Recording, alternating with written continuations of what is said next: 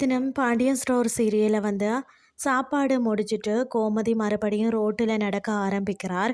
அதை பார்த்த பாண்டியன் இவள் மறுபடியும் தென்பா நடக்க ஆரம்பிச்சிட்டாளேன்னு சொல்கிறார். அதனை அடுத்து பாண்டியன் தொட்டதுக்கெல்லாம் நீ நாடகம் போடுற என்று சொன்னது தப்புத்தான் என்று சொல்கிறார். மேலும் இனிமேல் இப்படியெல்லாம் சொல்ல மாட்டேன்னு சொல்கிறார் பாண்டியன்.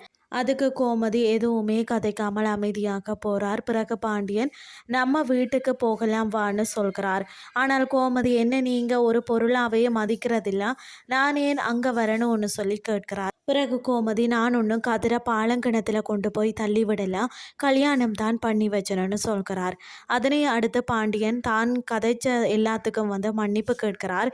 மேலும் இனிமேல் உன்னை கேட்காமல் வீட்டு விஷயத்துல எதுவுமே பண்ண மாட்டேன்னு சொல்கிறார். மறுபக்கம் அரசி தனக்கு பயமா இருக்குன்னு சொல்ல மீனா அதுக்கு பயப்படாத, மாமா அத்தையை சேஃபா கூட்டி கொண்டு வந்துடுவார் என்று சொல்கிறார். அதை தொடர்ந்து பாண்டியன் கோமதியை பார்த்து ஞாபகம் இருக்கா, கல்யாணமான புதுசுல இப்படித்தான் ஒன்று அண்ணன்களுக்கு பயந்து வெளியில திரிஞ்சோம்னு சொல்கிறார். அதை கேட்ட கோமதி அன்றைக்கு தான் நீங்க எந்த நினைப்பும் இல்லாம என் கூடவே இருந்தீங்கன்னு சொல்கிறார். இதுதான் இன்றைய நாளுக்கான எபிசோட்.